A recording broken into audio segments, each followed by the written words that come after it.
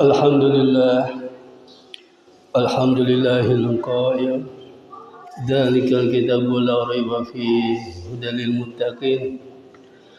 Asyhadu an la ilaha illallah wahdahu la syarika lah wa asyhadu anna Muhammadan abduhu wa rasuluh. Allahumma shalli ala Muhammad wa ala ali Muhammad kama shallaita ala Ibrahim wa ala ali Ibrahim.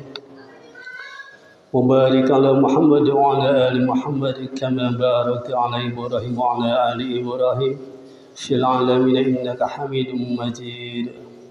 أعوذ بالله من الشيطان الرجيم. يا أيها الذين آمنوا اتقوا الله حق تقاته ولا تموتن إلا وأنتم مسلمون.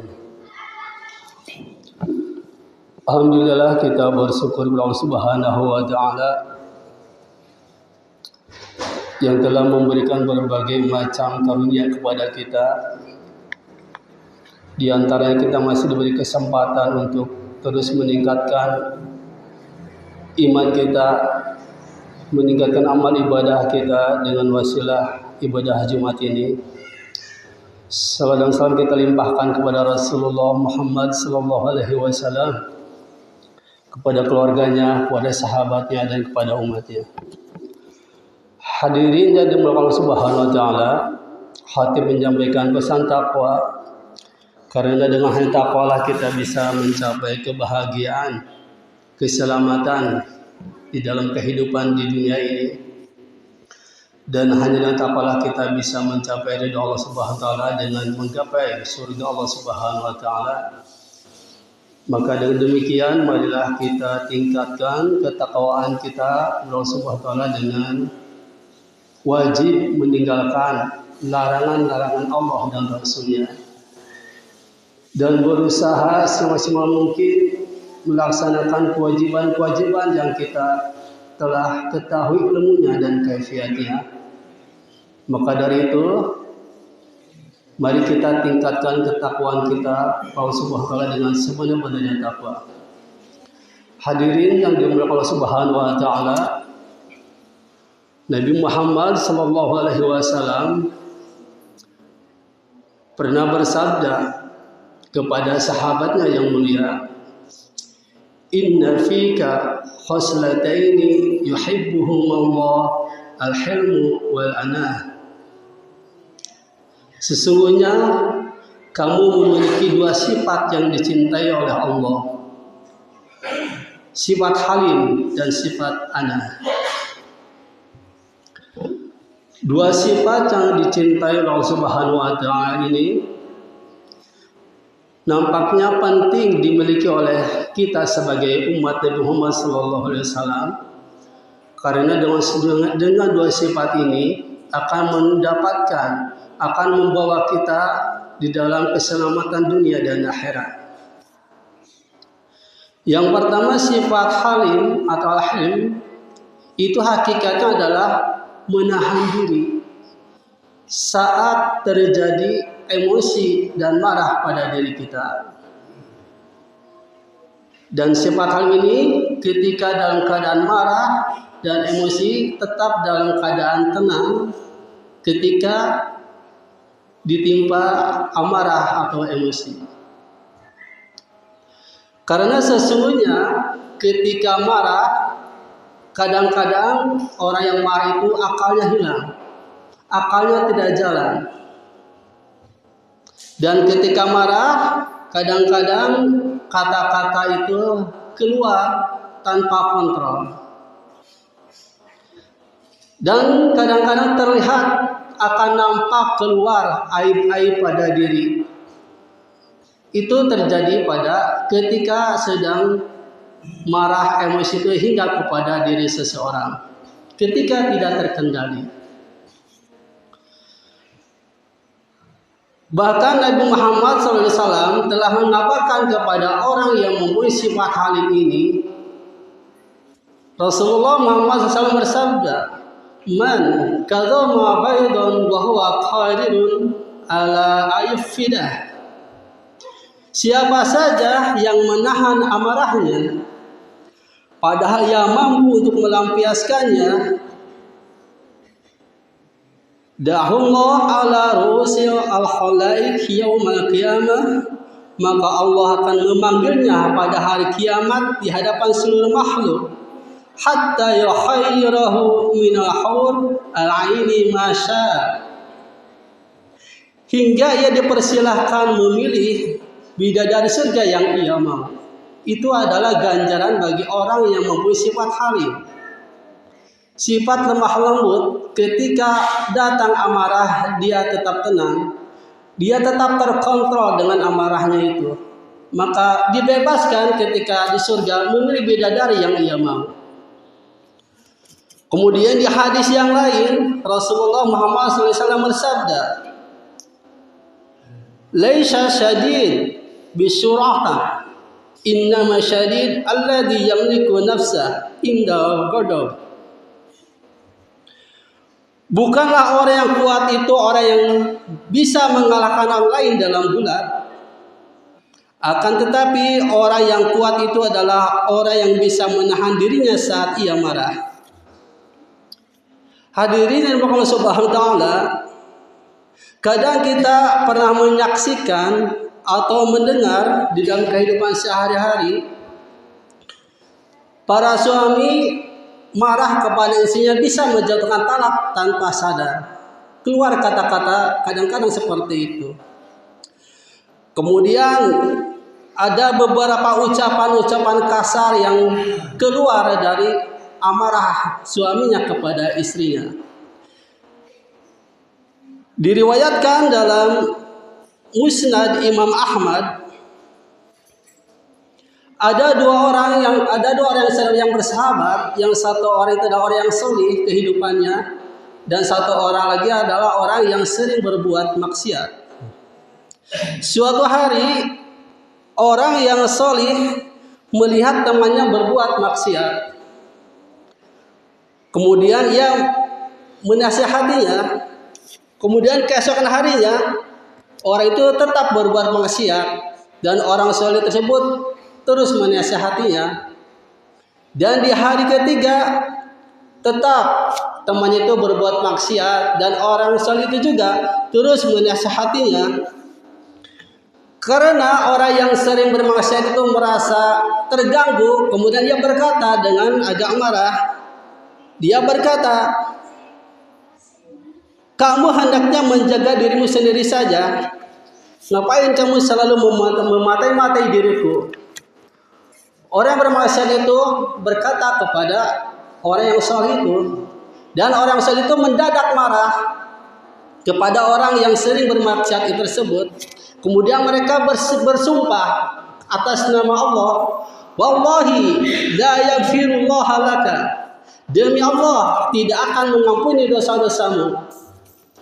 Maka Allah pun berfirman kepada para malaikatnya, man dalladhi yata'alla ala alla aghfira li fulan, siapa yang berani bersumpah atas namaku bahwa aku tidak akan mengampuni dosa si fulan.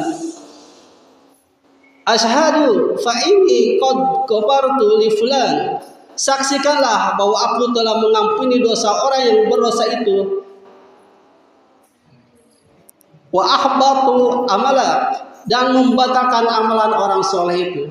Ini adalah akibat orang yang sedang marah sampai mengeluarkan kata-kata sumpah demi Allah atas kata-kata yang keluar itu.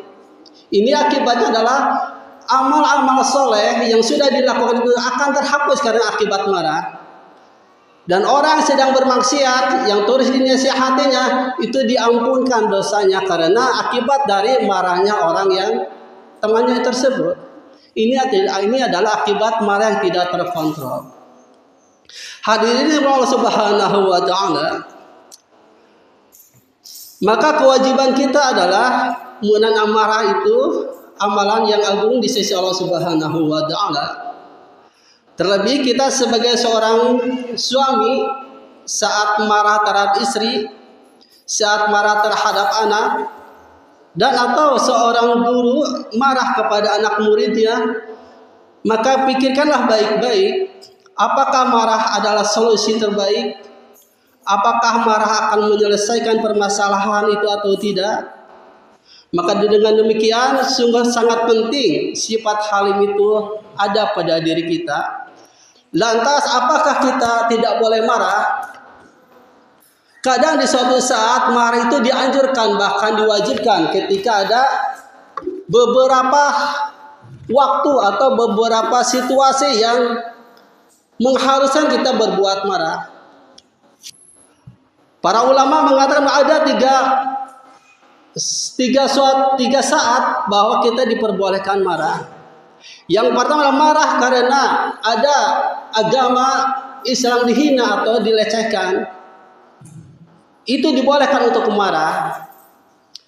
Atau marah ketika adanya pelanggaran atau ada perbuatan mungkar atau ada perbuatan yang melanggar syariat, itu juga boleh kita marah. Atau ada juga marah menjaga kehormatan diri, kehormatan keluarga, dan kehormatan kaum muslimin yang dihinakan, yang dilecehkan, itu juga bisa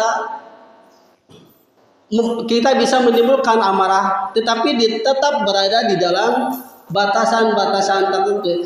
Jangan sampai keluar dari batas-batas syariat sehingga keluar kata-kata serapah, keluar kata-kata kasar, keluar sumpah atas nama Allah, maka itu keluar dari koridor agama Islam. Maka ketika marah sesuai dengan syariat, maka itu akan mendapatkan pahala dari Allah Subhanahu wa taala karena berdasarkan niat kepada Allah Subhanahu wa taala, berdasarkan kepada ingin menjaga ketertiban di dalam menjalankan syariat Islam.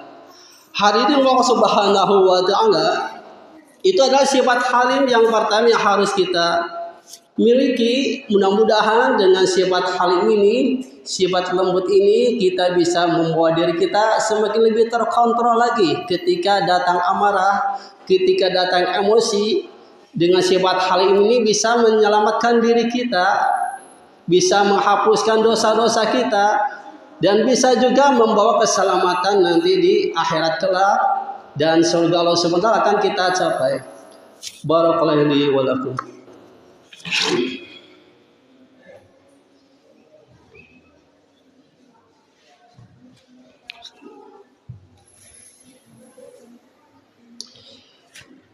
Alhamdulillahirabbil alamin. Asyhadu an la ilaha illallah wahdahu la syarikalah wa asyhadu anna Muhammadan abduhu wa rasuluh. Allahumma sholli ala Muhammadin wa ala alihi wa ashabihi ajma'in. A'udzu billahi minasyaitonir rajim. Ya ayyuhalladzina amanu taqullaha haqqa tuqatih wa la tamutunna illa wa antum muslimun. Hadirin Allah Subhanahu wa taala. Kemudian sifat yang kedua yaitu sifat al-anah. Sifat al-anah ini adalah sifat yang tidak tergesa-gesa dalam mengambil suatu sikap. Tidak tergesa-gesa dalam menerima suatu berita.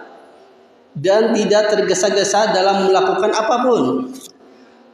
Namun ia berpikir jauh ke depan untuk mengambil sikap yang terbaik, yang lebih maslahat, dan mudaratnya lebih kecil apabila ada dua mudarat datang bersamaan.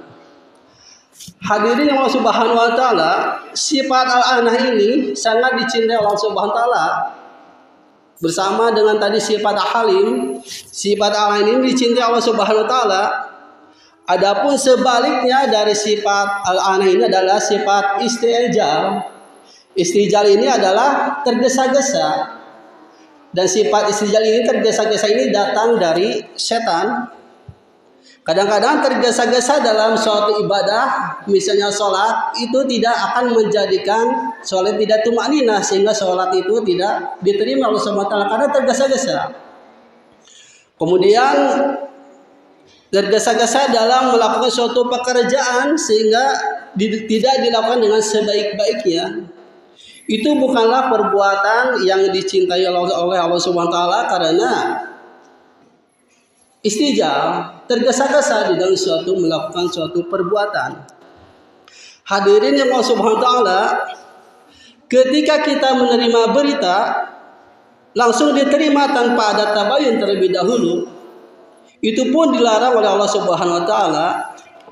Yang jelas bahwa semua yang bersifat istijal menunjukkan bahwa orang tersebut bukanlah orang yang mempunyai sifat al-ana, sifat tidak tergesa-gesa, menyaring semua apa yang diterimanya, menyaring semua, tidak langsung dimakan sendiri informasi itu, tidak ada tabayun terlebih dahulu. Maka dengan demikian, hadirin Allah Subhanahu wa taala, dua sifat ini, al-halim dan al-ana, ini adalah dua sifat yang sangat dicintai oleh Allah Subhanahu wa taala. Al-halim yaitu kemampuan menahan emosi ketika marah. Yang kedua adalah al-ana, tidak tergesa-gesa mengambil suatu sikap, tetapi melihat jauh ke depan, melihat mana yang paling maslahat, dan berusaha untuk tabayun ketika ada berita yang diterima oleh kita. Allahumma sholli ala Muhammadin wa ala alihi wa ashabihi ajma'in. Allahumma ighfir lil muslimin wal muslimat wal mu'minin wal mu'minat al ahya minhum wal amwat bi rahmatika ya arhamar rahimin. Rabbana zalamna anfusana wa illam taghfir lana wa tarhamna lanakunanna minal khasirin. Rabbana la tuzigh qulubana ba'da idh hadaytana wa hab lana min ladunka rahmah innaka antal wahhab. Rabbana atina fid dunya hasanah wa fil akhirati hasanah wa qina adzabannar. Subhana rabbika rabbil izzati amma yasifun wa salamun alal mursalin walhamdulillahi rabbil alamin. Assalamualaikum warahmatullahi wabarakatuh. Allahu akbar, Allahu akbar.